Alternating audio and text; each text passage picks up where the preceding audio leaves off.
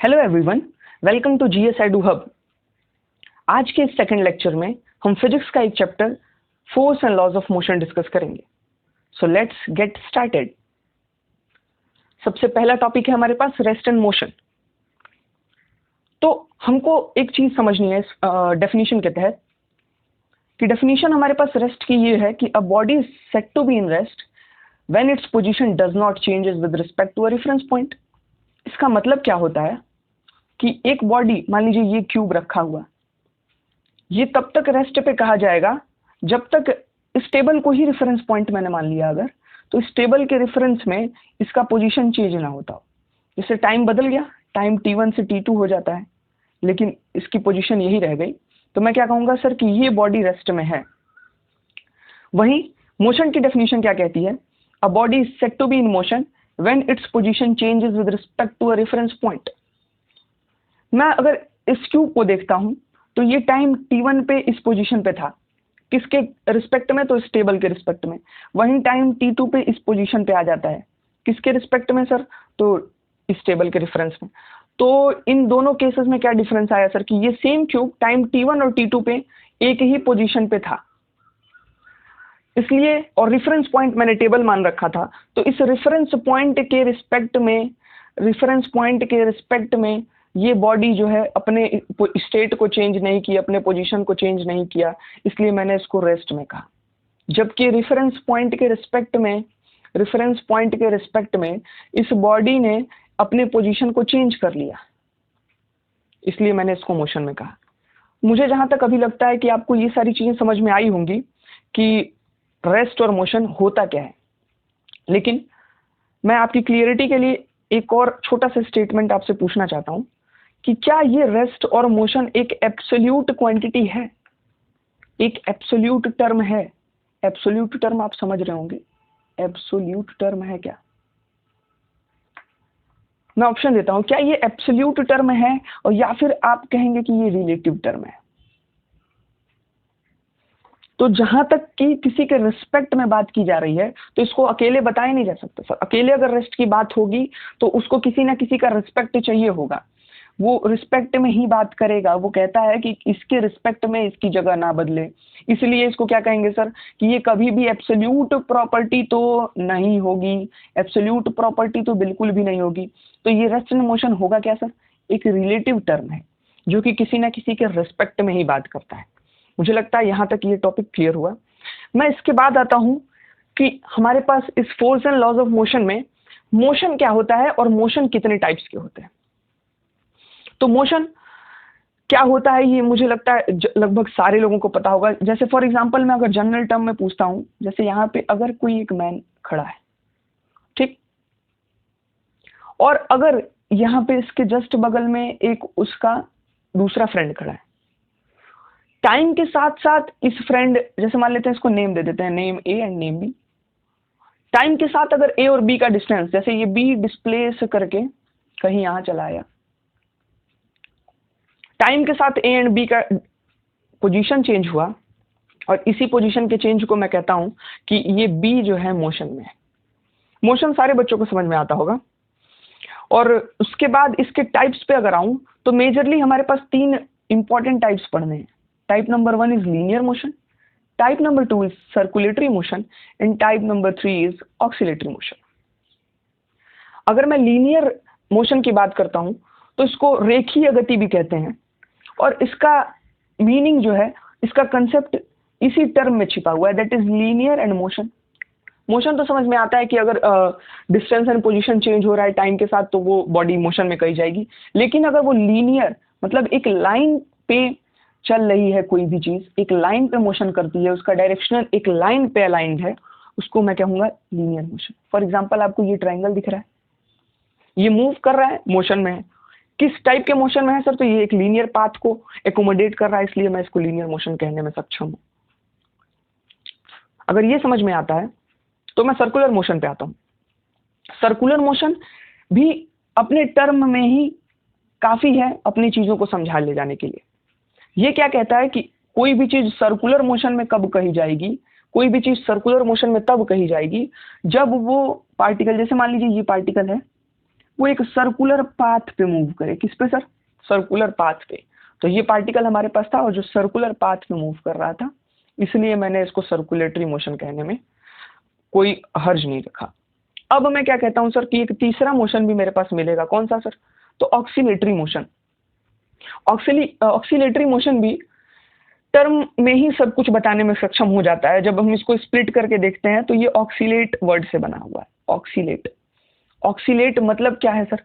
कि किसी एक मीन पोजीशन के तहत, ये मीन पोजीशन रहा, इसके तहत ही इसके टू एंड फ्रो मोशन अगर करना शुरू करूं, एक मीन पोजीशन से एक एक्सट्रीम पोजीशन इस डायरेक्शन में जाते हैं, यहां गए, और फिर इसी मीन पोजीशन से एक एक्सट्रीम पोजीशन उसके जस्ट अपोजिट डायरेक्शन में जाते हैं, और फिर वापस उस मीन पोजीशन पे आते हैं। तो इस टाइप के मोशंस को मैं ऑक्सीलेटरी मोशन कहता हूं। मुझे लगता है ये सारी चीजें आपको पहले से भी पता होंगी और समझ में आ रहा होगा। अब मैं कुछ क्वांटिटीज की बात करता हूं। तो सबसे पहले फिजिकल क्वांटिटी के बारे में डिस्कशन होगा। What is physical quantity?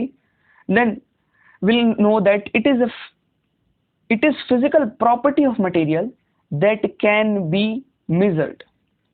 बहुत ध्यान से सुनिएगा, ये जो लास्ट वर्ड है इसी में सारी चीजें छिपी हुई है। ये एक ऐसा फिजिकल क्वांटिटी है जिसको हम मेजर कर सकते हैं। मेजर कर सकते हैं इसका मतलब कि माप सकते हैं। फॉर एग्जाम्पल, आपका ये कोई फ्रेंड खड़ा है, एक मिनट, ये देखिए आपका कोई एक यहाँ पे फ्रेंड खड़ा है, इसका मास कुछ ना कुछ होगा। इसको मैं वेइंग मशीन में खड़ा करूंगा और इसके मास को मेजर कर सकता हूँ। तो मास कैसा हुआ sir? It is a physical quantity. ठीक, अगर ये किसी स्पीड से भागने लगा, किसी स्पीड से भागने लगा, तो जिस स्पीड से भाग रहा है उसको भी मेजर कर सकता हूँ। It is also a physical quantity and so on. जिस भी क्वांटिटीज को आप मेजर कर सकते हैं उसको फिजिकल क्वांटिटी कहेंगे। तो फिजिकल क्वांटिटी के भी मेजरली टू टाइप्स मिले सर। कौन कौन से? Scalar quantity and vector quantity. चलिए, तो सबसे फर्स्ट टाइप पे हम आते हैं, that is scalar quantity. That is scalar quantity. तो scalar quantity is that physical quantity which is having only magnitude. For example, आपके पास एक बाइसिकल है और आप यहां स्टैंड करते हो। आप अपने बाइसिकल से यहां से इधर की तरफ लगभग 10 मीटर जाते हो, 10 मीटर्स के अप्रॉक्स आप मूव करते हो। आप कहोगे कि मैंने 10 मीटर डिस्टेंस कवर किया। ये मेजर हो गया सर, ये फिजिकल क्वांटिटी हुई। लेकिन ये कौन सी क्वांटिटी हुई? स्केलर क्वांटिटी हुई। क्यों? क्योंकि इसमें डायरेक्शन नहीं है, इसमें डायरेक्शन नहीं है, इसलिए डिस्टेंस भी आपके पास स्केलर क्वांटिटीज में मिला। उसी प्रकार से स्पीड भी स्केलर क्वांटिटीज में मिला। अब देखिए, इसी का एक दूसरा भाई भी है, वेक्टर क्वांटिटी। वेक्टर क्वांटिटी जिसको अभी हम देखते हैं। तो vector quantities are those physical quantities which are having both magnitude as well as direction. अब यहाँ पे दिशा का भी ज्ञान होना आवश्यक है, यहाँ पे दिशा का भी ज्ञान होना आवश्यक है। ध्यान से देखिएगा, ये डायरेक्शन को बहुत ध्यान से सुनिएगा। कैसे सर? तो जैसे मान लीजिए मेरे पास बाइसिकल तो थी, मैं यहां से राइटवर्ड 10 मीटर गया, लेकिन मैं लिखता हूं कि 10 metre towards east, towards east, ये 10 मीटर ईस्ट गया मैं। तो यहाँ पे मैं मेजर तो किया, लेकिन उसके मैग्नीट्यूड के साथ साथ उसके डायरेक्शन को भी बताने में सक्षम हूँ। ऐसी क्वांटिटीज को क्या कहते हैं सर? Vector quantities. तो ये हमारे पास दो फिजिकल क्वांटिटीज थी जिसको हम समझ लिए। फिजिकल क्वांटिटीज जो मोशन चैप्टर में यूज होंगी, जो मोशन को पढ़ने के लिए यूज होंगी, वो कुछ यहाँ पे आपके पास दी हुई है, जैसे distance, displacement, speed, velocity, uniform and non uniform motion का टर्म, एक्सीलरेशन का term, graphs and equation of motion. ये सारी चीजें हमको इस चैप्टर में बहुत ही कंसेप्चुअली समझना है। चलिए, इसके आगे अगर मैं देखूं तो मेरे पास कुछ टर्मिनोलॉजीज और आते हैं जिसमें डिस्टेंस एंड डिस्प्लेसमेंट भी आता है। आज तक बचपन से आपने हमेशा से पढ़ा होगा। फॉर एग्जाम्पल, जैसे मान लीजिए आप यहाँ पे किसी पॉइंट 0 पे खड़े हैं और यहाँ से आप मूव करके एक पॉइंट, इन पॉइंट्स से होते हुए इस पॉइंट 10 पे आते हैं। इसको मैं अगर नाम दूं A और इसको नाम दूं B, तो आप A से B तक गए हो, ऐसे इस पाथ से गए, A से B तक पाथ पे गए हो, तो आप 10 यूनिट्स डिस्टेंस कवर किए हो। 10 units, that is your distance covered, that is your distance covered. अगर मैं मान लेता हूं इसको, आप इस पाथ पे गए complete 10 units and again return back कर गए यहाँ पे, और इसी पॉइंट ए से फिर पॉइंट ए पे वापस आ गए। फिर से समझना, जैसे कोई दूसरा एग्जांपल देता हूँ, ये पॉइंट ए था, ये पॉइंट बी था, आप ए पॉइंट से शुरू किए हो लेकिन बी पॉइंट से होते हुए वापस से ए पॉइंट पे आ गए हो, ठीक। तो डिस्प्लेसमेंट क्या होता है? The shortest distance between initial position and final position is called displacement. जबकि डिस्टेंस क्या होता था? The actual path length travelled by an object. दोनों में अंतर समझिएगा। ये ए से गाड़ी चली, ओ तक गई, 10 मीटर कवर किया, फिर वापस ओ से ए पे भी आई तो 10 मीटर और कवर किया। यहाँ डिस्टेंस की बात करूंगा तो आप तुरंत 20 यूनिट्स या 20 मीटर जो भी है आप स्ट्रेट कर ले जाओगे। लेकिन सर वहीं पे अगर मैं यहाँ की बात करता हूँ डिस्प्लेसमेंट की, यहाँ से आप ए से गए ओ तक, बी तक 10 मीटर्स, वापस बी से ए आ जाते हो, तो जो आपका फाइनल पोजीशन है वही इनिशियल पोजीशन भी है। जैसे यहाँ इनिशियल पोजीशन था, आप रिटर्न किए तो वहीं फाइनल पोजीशन भी हो गया। तो इनिशियल और फाइनल पोजीशन के बीच में शॉर्टेस्ट डिस्टेंस कितना हो गया sir? 0, and therefore displacement here in this case will be 0। उसी प्रकार यहाँ भी इनिशियल पोजीशन और फाइनल पोजीशन क्लैश कर रहा है सर, इसीलिए यहाँ ही इनिशियल पोजीशन भी और यहीं फाइनल पोजीशन भी, इसलिए मैं क्या कहूँगा कि डिस्प्लेसमेंट कितना हो गया? That is 0। बोलिए आता है समझ में? ये सारी चीज़ें अगर समझ में आती हूँ तो फिर मैं इसके अगले कॉन्सेप्ट पे आता हूँ, जो कि इन्हीं से एक फर्दर आगे, एक स्टेप आगे जाना है इस मोशन चैप्टर में। तो वो टर्मिनोलॉजीज हैं हमारे पास, speed and velocity. Speed and velocity आप बहुत पहले से इन चीज़ों को भी जानते हो। स्पीड क्या है? The distance travel by a body per unit time. पर यूनिट टाइम, इसका बड़ा महत्व है। डिस्टेंस ट्रेवल्ड मैंने मान लिया कि डी डिस्टेंस ट्रेवल करता हूँ, कितने टाइम पे? टी टाइम में। तो पर यूनिट टाइम मैं जितना डिस्टेंस ट्रेवल करूंगा उसी को मैं स्पीड कहूंगा। बोलिए ये समझ में आता है? तो ये डिस्टेंस की बात हो रही है, डिस्टेंस एक स्केलर क्वांटिटी है, टाइम भी हमारे पास एक स्केलर ही क्वांटिटी है, तो स्पीड क्या मिलेगा सर? एक scalar quantity, therefore it is scalar quantity. अच्छा, स्पीड हमेशा पॉजिटिव होगा, हमेशा positive, it is always positive. बहुत ज्यादा नोट करने की पॉइंट। क्यों सर? क्योंकि डिस्टेंस हमेशा पॉजिटिव है, time can never be negative. इसका मतलब है कि दोनों पॉजिटिव है तो स्पीड भी पॉजिटिव मिला। और इसका एसआई यूनिट क्या होगा? Metre per second.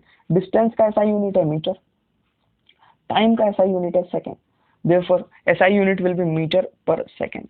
यहाँ तक अगर चीजें क्लियर हैं तो मैं वेलोसिटी को देखता हूँ। तो वेलोसिटी क्या कहती है हमसे? The distance travelled by a body per unit time in a given direction. फिर यहाँ पे एक नया वर्ड आया, गिवन डायरेक्शन, और यहीं से चीजें चेंज हो गई। अब ये वेलोसिटी में सब कुछ सेम था, the distance travel by a body per unit time is speed, whereas the distance travel by a body per unit time तक तो वेलोसिटी भी और स्पीड भी सेम है। लेकिन कहने का क्या है, एक लाइन एक्स्ट्रा ऐड करने के लिए कि the distance travelled by a body per unit time in a given direction, एक निश्चित दिशा में, तो उसको क्या कहेंगे सर? वेलोसिटी कहेंगे। It is speed with direction, बहुत प्यार से हम ये चीज कह सकते हैं। तो अगर हमारे पास एक डायरेक्शन आ गया तो डायरेक्शन आते ही वो क्वांटिटी कैसी होगी sir? That is vector quantity. और वेक्टर क्वांटिटी होते ही वो पॉजिटिव भी हो सकता है, निगेटिव भी हो सकता है और जीरो भी हो सकता है। यहाँ तक समझ में आता है? चलिए, अगर यहाँ तक समझ में आता है तो अब हम दो टर्मिनोलॉजीज जो इसी स्पीड और वेलोसिटी से ही एक स्टेप फर्दर हैं उनको समझते हैं। तो टर्म है हमारे पास what is average speed. What is average speed? तो सर एवरेज स्पीड कहने के लिए कहा गया कि जो टोटल डिस्टेंस है, टोटल डिस्टेंस, उसको टोटल टाइम टेकन से अगर डिवाइड करते हैं तो जो भी टर्म आता है सर वो हमारे पास एवरेज स्पीड होता है। फॉर एग्जाम्पल, अगर मैं टोटल दूरी जाता हूँ 100 किलोमीटर की डिफरेंट डिफरेंट स्पीड से, कभी 60 से चला, कभी 50 से चला, कभी 40 से चला और कभी 100 से भी चला, और टोटल टाइम कुछ ले रहा हूँ, तो मुझे अगर एवरेज स्पीड निकालनी है कि मैं कितने एवरेज स्पीड से चला हूँ, तो मैं क्या करूंगा? पहले टोटल डिस्टेंस को देख लूंगा कि मैं कहाँ से कहाँ तक गया और कितने टाइम में गया, उसको डिवाइड करते ही जो मेरे पास रेशियो बचेगा वो हमें एवरेज स्पीड की वैल्यू दे जाएगा। उसी प्रकार से एवरेज वेलोसिटी का क्या कॉन्सेप्ट है सर?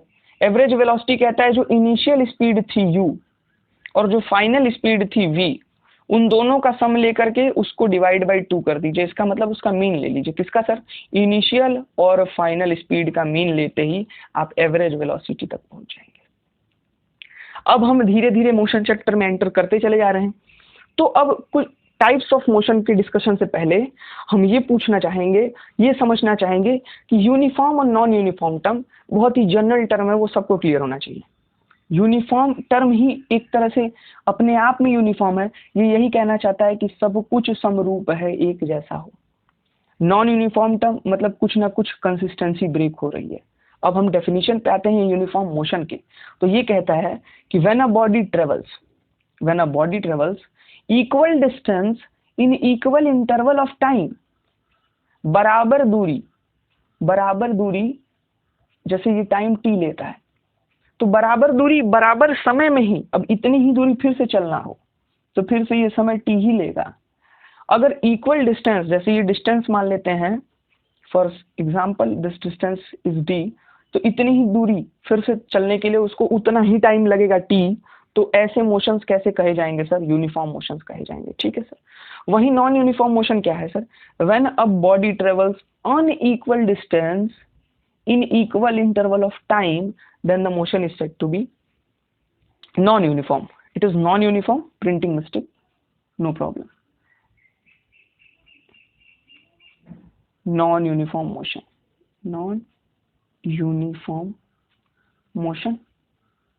चलिए इसको भी समझते हैं। There is nothing. समझिए, अगर मैं इतना डिस्टेंस d को टाइम t में ट्रेवल करता था, अब मैं डिस्टेंस कैपिटल डी को भी टाइम टी में ट्रेवल करता हूं, तो डिस्टेंस तो चेंज हो गया, तो अनइक्वल डिस्टेंस हुआ कि नहीं? और इक्वल इंटरवल ऑफ टाइम, उसी टाइम टी में अनइक्वल डिस्टेंस ट्रेवल करने लगा, तो नॉन यूनिफॉर्म मोशन कहने लगूंगा इस टाइप के मोशन को। चलिए कुछ इस चैप्टर को पढ़ने से पहले कुछ सिंबल्स को समझ लीजिए। आप कभी भी डिस्टेंस को रिप्रेजेंट करेंगे तो बड़े प्यार से एस लिख देंगे, डिस्प्लेसमेंट को रिप्रेजेंट करना होगा तो डेल्टा एस। डेल्टा हमेशा चेंज के लिए यूज करते हैं, डेल्टा हमेशा चेंज के लिए रिप्रेजेंट कहते हैं। अब इनिशियल वेलोसिटी का रिप्रेजेंटेशन हम यू से रखेंगे, that is small you. Final velocity का रिप्रेजेंटेशन स्मॉल वी। टाइम का रिप्रेजेंटेशन स्मॉल टी। एक्सेलरेशन का रिप्रेजेंटेशन स्मॉल ए। ये सारे टर्म्स आपको, ये सारे सिंबल्स आपको पता होने चाहिए। चलिए इसके आगे मुझे अगर देखना पड़े तो एक टर्मिनोलॉजी हमारे पास मिलती है, व्हाट इज एक्सेलरेशन। एक्सेलरेशन को हिंदी में क्या कहते हैं सर? त्वरण। तो त्वरण क्या होता है? The rate of change of velocity of an object with respect to time is called acceleration. Rate of change of velocity, velocity पहले मान लीजिए u थी, फिर बदल करके क्या हो गई v, तो इसका चेंज कितना हुआ? चेंज अगर मैं पूछूंगा तो आप कहोगे सर v में से u माइनस कर दूंगा, ये चेंज मिला। लेकिन ये केवल चेंज नहीं, रेट मतलब टाइम के रिस्पेक्ट में। The rate of change of velocity of an object with respect to time is called acceleration. त्वरण क्या है सर? ये स्पीड के परिवर्तन के दर को ही क्या कहते हैं सर? त्वरण। अब ये कैसा क्वांटिटी है? ध्यान से सुनिएगा। It is a vector quantity, it may be positive and negative, ये दोनों तरीके के हो सकते हैं। मैं अभी इसका आगे का फर्दर दोनों टाइप्स भी समझाऊंगा। और इसमें जो निगेटिव वाला एक्सेलरेशन है, इसको हम रिटार्डेशन या डिसेलरेशन भी कहते हैं। और इसका एसआई यूनिट अगर जानना पड़े तो ध्यान से देखिए, ये आप इजीली निकाल सकते हैं। एसआई यूनिट कैसे? देखिएगा, आपको rate of change of velocity v minus you करेंगे, कुछ ना कुछ वेलोसिटी ही मिलेगी, कोई ना कोई वेलोसिटी मिलेगी। और वेलोसिटी का यूनिट क्या होता है सर? मीटर पर सेकंड। फिर इसको डिवाइड कर रहे हैं टाइम से, तो वो भी सेकंड है, तो ये इसका एसआई यूनिट क्या बन गया? मीटर पर सेकंड का square. That is very much easy. अब देखिए, पॉजिटिव और निगेटिव एक्सेलरेशन जो इसके दो टाइप्स थे, उसको बहुत ध्यान से सुनिएगा। अगर इनिशियल वेलोसिटी फाइनल वेलोसिटी से कम रही, जैसे u है और ये v है फाइनल वेलोसिटी, तो अगर इनिशियल वेलोसिटी फाइनल वेलोसिटी से कम रही, इसका मतलब कि आप एक्सेलरेट कर गए हैं, आप अपनी वेलोसिटी को बढ़ा लिए हैं, इसको कहेंगे पॉजिटिव एक्सेलरेशन। क्या कहेंगे सर? Positive acceleration. लेकिन निगेटिव एक्सेलरेशन के लिए क्या होगा? अगर इनिशियल वेलोसिटी फाइनल वेलोसिटी से जो है इनिशियल वेलोसिटी ही बड़ी रही, तो क्या हो जाएगा सर? ये हो गया निगेटिव एक्सेलरेशन। इस केस में क्या होगा sir? Negative acceleration. That is very simple. अगर आपकी स्पीड घट जाती है, इनिशियल वेलोसिटी पहले से ज़्यादा ही रखी हो, मान लीजिए आप पहले 40 की स्पीड पे चल रहे हो और आप क्या कर गए, आपकी फाइनल वेलोसिटी 20 हो गई, तो आपकी स्पीड घट गई है, तो एक्सेलरेट ना करके आप निगेटिवली एक्सेलरेट कर गए, जिसको हम रिटार्डेशन भी कहते हैं, निगेटिव एक्सेलरेशन भी कहते हैं और डिसेलरेशन भी कहते हैं। I think so that this concept is very much clear. इसके बाद हम देखेंगे कि कैसे ग्राफिकली मोशन को हम रिप्रेजेंट कर सकते हैं, कैसे ग्राफिकली मोशन को हम रिप्रेजेंट कर सकते हैं। डिस्टेंस टाइम ग्राफ के टर्म्स में हम पहले देखेंगे। जैसे मान लीजिए ये एक्स एक्सिस पे मैं टाइम रिप्रेजेंट कर देता हूँ और ये आपके वाई एक्सिस पे मैं डिस्टेंस रिप्रेजेंट कर देता हूँ। तो ध्यान से देखिएगा, बहुत ही ध्यान से। जहां अगर मैं कोई भी पॉइंट इस ग्राफ पे लूं, कोई भी पॉइंट इस ग्राफ पे लूं, मान लीजिए एक पॉइंट ये लिया, तो जिस टाइम पे ये जितना डिस्टेंस कवर किया होगा, इसी के प्रोपोर्शनेट टाइम पे ये उतना ही प्रोपोर्शनेटली डिस्टेंस भी ट्रेवल करेगा। इसका मतलब कि इक्वल इंटरवल ऑफ टाइम में इक्वल इंटरवल ऑफ डिस्टेंस भी ट्रेवल करता है। और इस टाइप के मोशन को हम क्या कहते हैं सर, यूनिफॉर्म मोशन। ये आता है समझ में। और जबकि इस वाले ग्राफ में मैं देखता हूं तो इस टाइम स्लॉट पे इसका डिस्टेंस कुछ और है और इस टाइम स्लॉट पे डिस्टेंस कुछ और है, इसी टाइम स्लॉट पे डिस्टेंस कुछ और है, यहाँ पे इस टाइम स्लॉट पे डिस्टेंस कुछ और है। तो हर जगह टाइम स्लॉट के डिफरेंस में डिस्टेंस का डिफरेंस बदलते चला जा रहा है। इसका मतलब कि unequal distance in equal interval of time का केस है, जहाँ पे हम नॉन यूनिफॉर्म मोशन कहने में सक्षम होते हैं। बोलिए यहाँ तक समझ में आता है। उसके बाद अगर वेलोसिटी टाइम ग्राफ की बात होगी, वेलोसिटी टाइम ग्राफ की बात होगी, तो यहाँ पे देखिए एक वेलोसिटी मान लेता हूँ मैं, ये v1 रही, तो यही वेलोसिटी हर टाइम पे कांस्टेंट है। जिस टाइम पे चेक करिएगा यही वेलोसिटी मिल रही है, हर वक्त यही वेलोसिटी, एक ही वेलोसिटी से चले जा रहे हैं। इसका मतलब कि मैं एक्सेलरेट कर ही नहीं रहा हूँ, एक्सेलरेशन इज इक्वल टू 0, मतलब इनिशियल वेलोसिटी और फाइनल वेलोसिटी बराबर है। जबकि यहाँ पे क्या है सर कि इस पॉइंट पे वेलोसिटी कुछ और है, इस टाइम पे वेलोसिटी कुछ और है, इस टाइम पे वेलोसिटी कुछ और है। तो हर टाइम इंटरवल पे वेलोसिटी क्या हो रही है सर, राइज करती चली जा रही है। इसका मतलब कि हम एक्सेलरेट कर रहे हैं और हमको क्लियरली दिख रहा है कि जो फाइनल वेलोसिटी है वो ग्रेटर है इनिशियल वेलोसिटी से। इसका मतलब कि पॉजिटिव वाले एक्सेलरेशन का केस है। बोलिए आता है समझ में। आप कहोगे सर नेगेटिव एक्सेलरेशन का भी केस बता दीजिए, तो मैं अभी बता देता हूँ। अगर ये एरो, या फिर मैं पूरा हटा के बता देता हूँ, ध्यान से देखिएगा। निगेटिव एक्सेलरेशन का भी केस दिखाते हैं, बहुत ध्यान से समझिएगा। एक वही ग्राफिकल रिप्रेजेंटेशन है। कैसे? फॉर एग्जांपल मैंने मान लिया ये टाइम एक्सिस है और यहाँ पे हम वेलोसिटी को रिप्रेजेंट करते हैं। अब देखो इस ग्राफ में हर टाइम इंटरवल पे यहाँ वेलोसिटी ज्यादा थी, इस टाइम इंटरवल पे वेलोसिटी घट गई, इस टाइम इंटरवल पे वेलोसिटी घट गई। तो जैसे जैसे टाइम बढ़ रहा है, टाइम इधर बढ़ रहा है, लेकिन वेलोसिटी क्या होती जा रही है, घटते चली जा रही है। इसका मतलब कि फाइनल वेलोसिटी जो है इनिशियल वेलोसिटी से कम है। इसका मतलब कि एक्सेलरेशन कैसा होगा, निगेटिव होगा। बोलिए आता है समझ में।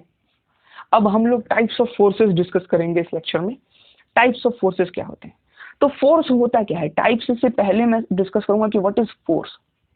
बचपन से आप लोग जान रहे हैं कि अ पुल और पुश इज कॉल्ड फोर्स। ठीक, फोर्स क्या क्या कर सकता है, तो ये भी सारे बच्चे जानते होंगे कि डायरेक्शन बदल देगा, पोजीशन बदल देगा, शेप बदल देगा, साइज बदल देगा।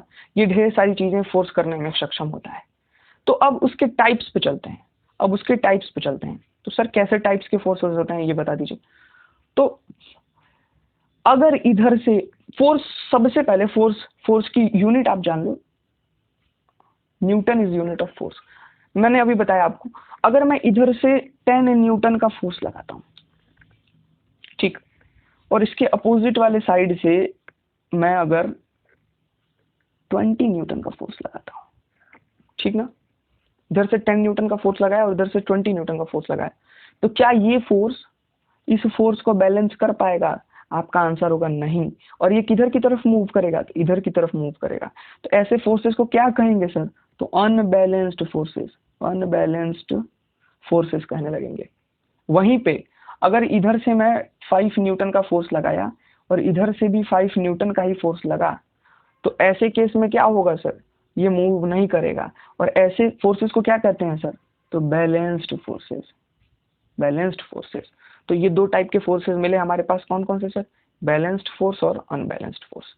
अब इसके बाद क्या है सर, रिजल्टेंट फोर्स के बारे में हमको जानना है। तो ये रिजल्टेंट फोर्स क्या होता है। फॉर एग्जांपल मैंने यहाँ से 5 न्यूटन का फोर्स लगाया, आप में से किसी ने यहाँ से 15 न्यूटन का फोर्स लगाया, और फिर आपके छोटे भाई ने यहाँ से 7 न्यूटन का फोर्स लगा दिया। अब मैं जानना चाहता हूँ कि फोर्स तो सारे इसी डायरेक्शन में लग रहे हैं, इसका मतलब कि मोशन भी इसी डायरेक्शन में होगा कहीं ना कहीं। तो ये मोशन कितना होगा? तो एक नेट फोर्स लग रहा होगा, ठीक ना, उसको कहेंगे आर नेट या resultant force, F net, force net. और वो किसके बराबर होगा? तो इन सभी के सम्स के बराबर आ जाएगा। 15 + 5 = 20 एंड 20 + 7 = 27 न्यूटन, ये आपके पास नेट फोर्स मिलेगा। तो आज के इस लेक्चर सीरीज में हमने ये डिस्कस किया कि रेस्ट एंड मोशन क्या होता है, speed, distance, displacement, velocity, acceleration, positive and negative acceleration, uniform motion, non uniform motion, उनके graphs, different type of representation of forces, types of forces, और उनका नेट फोर्स निकालना। यहाँ तक की चीजें इस लेक्चर की थी। एक लास्ट टॉपिक इसमें बचा हुआ है, that is distance and speed of circular motion. Circular motion तो सबको पता है कि कोई भी अगर बॉडी एक सर्कुलर पाथ पे मूव करना शुरू कर दे तो उसको आप उस मोशन को क्या कहेंगे? Circular motion. अब अगर इसका डिस्टेंस पूछ दिया जाए तो मान लेते हैं कि सर्कुलर पाथ का रेडियस कितना है? r। तो डिस्टेंस क्या हो जाएगा सर? That is 2πr। और अगर इसका स्पीड पूछा जाए तो स्पीड क्या होता है? डिस्टेंस अपॉन में टाइम। तो स्पीड क्या हो जाएगा? 2πr होल अपॉन में time. This is speed of this circular motion and this is distance of the circular motion. ये टॉपिक के बाद इस चैप्टर में अभी कुछ और टर्म्स बाकी हैं जो कि क्लास 9th एनसीईआरटी में दिए हुए हैं। 9th एनसीईआरटी में force and laws of motion में, अब हमको क्या सीखना है? पहले तो मोशन के तीन इक्वेशन उनको सीखना है, और 3 लॉज ऑफ मोशन इनको सीखना है, इनके एप्लीकेशन सीखने हैं और इनके एग्जाम्पल सीखने हैं। ये सारे टर्म्स, ये सारी चीजें इसके पार्ट 2 में आएंगी। अगर आप सभी का सपोर्ट बना रहा तो अब कंटिन्यूअसली वीडियोस जाएंगी। इसके पहले ना जाने का भी एक जेन्युइन रीजन था। तो ये चीजें आप बस कंटिन्यू करें। अगर ये लेक्चर समझ में आया हो तो प्लीज ज्यादा से ज्यादा चैनल को सब्सक्राइब करें, अपने दोस्तों तक पहुंचाएं और ज्यादा से ज्यादा ग्रो करने में हमको मदद करें। आप सब मेरे इंस्पिरेशन हो। मैं सेकंड वीडियो बहुत ही जल्द इसके पार्ट 2 का लाऊंगा, जिसमें हम लॉज ऑफ मोशन और तीनों इक्वेशन ऑफ मोशन को ग्राफिकल मेथड से डिराइव करते हुए देखेंगे। Thank you so much for watching GS EduHub. Please like, share and subscribe the channel and keep supporting this channel. Thank you so much.